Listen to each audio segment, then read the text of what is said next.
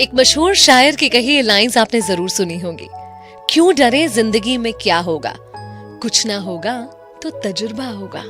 94.3 my FM से मैं हूं विनी आपके साथ, और चलो आज कुछ अच्छा सुनाती हूँ आपको एक व्यक्ति की कहानी जो रेगिस्तान में अकेले चला जा रहा था, बढ़ा जा रहा था।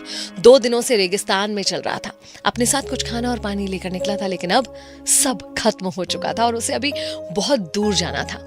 प्यास से धीरे धीरे हाल बेहाल होने लगा था। आसपास नजर दौड़ा कर देख रहा था तो दूर दूर तक कुछ नजर नहीं आ रहा था। कोई ऐसी जगह नहीं, कोई ऐसा व्यक्ति नहीं जिससे उसको एक बूंद भी पानी मिलने की उम्मीद हो। उसे मन में ये भी ख्याल आने लगा था कि अब शायद इसी मरुस्थल, इसी रेगिस्तान में मेरे जीवन का अंत हो जाने वाला है, मैं खत्म हो जाने वाला हूँ।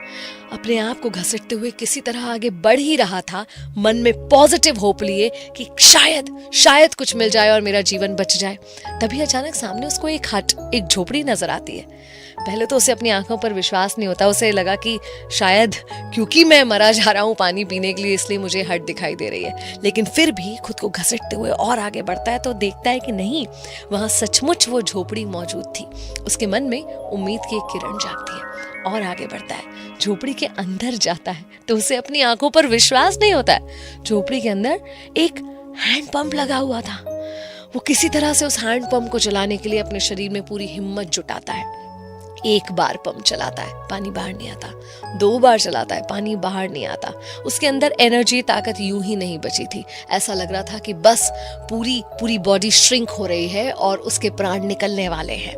किसी तरह ताकत जुटा के उसने थोड़ी देर तक हैंडपंप चलाने की कोशिश की, लेकिन जब हैंडपंप में से एक बूंद पानी भी बाहर नहीं निकला तो थक कर हार कर साइड में बैठ गया। और उसने कहा कि बस लगता है यही मेरे जीवन का अंत है। अपने परिवार, बच्चों, सबके चेहरे आंखों के सामने आ गए। और बैठे बैठे जैसे उसने ऊपर की तरफ देखा तो देखा ये क्या, ऊपर की ओर एक रस्सी से लटकी हुई थी एक बॉटल का ढक्कन बंद था और बॉटल पानी से भरी हुई थी। उसे आंखों पर विश्वास नहीं हुआ। पानी के लिए तरस रहे उस इंसान ने अपनी प्यास को बुझाने के लिए उस बॉटल को हाथ में लिया ही तो देखा कि बॉटल के साथ एक कागज का नोट भी है। एक नोट पे कुछ लिखा हुआ था। उस पे लिखा हुआ था कि इस बॉटल के पानी का इस्तेमाल हैंडपंप को चलाने में करें। हैंडपंप में ये पानी डालें तो हैंडपंप चल जाएगा। और हाँ, याद रखें कि जाते जाते अपनी प्यास बुझाने के बाद, अपनी पानी की जरूरत पूरी करने के बाद इस बॉटल को जरूर भर के चले जाएं अगले व्यक्ति के लिए। इस नोट को पढ़कर वो असमंजस में पड़ गया। उसे लगा क्या सचमुच ऐसा होगा? क्या ये पानी डालने से हैंडपंप चलेगा या फिर ये पानी भी मैं बर्बाद कर दूंगा? अब वो बहुत ही कठिन सिचुएशन में था। क्या करे? अपनी जान को बचाने के लिए उस पानी को पी ले या जैसा कि उस इंस्ट्रक्शन में लिखा हुआ है उसे फॉलो करे और हैंडपंप में डाले। आप उस जगह होते तो क्या होता? मैं उस जगह होती तो क्या करते? जब जान की बाजी लगानी, जब एक ऐसा डिसीजन लेना है जो जिंदगी और मौत का डिसीजन हो सकता है, तब आप और मैं क्या करते? उस आदमी ने एक लंबी गहरी सांस ली, भगवान को याद किया और प्रार्थना की कि हे ईश्वर, इसमें जो कुछ भी लिखा है वो सच हो। और ये सोचते हुए उसने उस बॉटल के पानी को हैंडपंप में डाल दिया। हैंडपंप चलाना शुरू करा। धीरे धीरे गड़गड़ पानी की आवाज आई और हैंडपंप में से ढेर सारा पानी भी आ गया। वो खुशी से झूम उठा। उसने बहुत तृप्ति से पानी पिया, अपनी प्यास बुझाई। जो पानी का कंटेनर साथ लेकर चला था उस कंटेनर को भी भरा और उसके बाद ध्यान से उस पानी की बॉटल को भी भरा और वहां पर टांग दिया। और उसमें जो नोट लिखा था ना, उसके नीचे उसने अपनी एक लाइन ऐड करी कि मेरा विश्वास कीजिए ये काम करता है। उस व्यक्ति की जगह अगर हम और आप होते तो शायद निर्णय हमारे लिए कठिन होता। हम शायद स्वार्थी हो जाते और दूसरे के बारे में नहीं सोच पाते, जैसे कि उस व्यक्ति ने सोचा बाद में आने वाले मुसाफिरों के बारे में।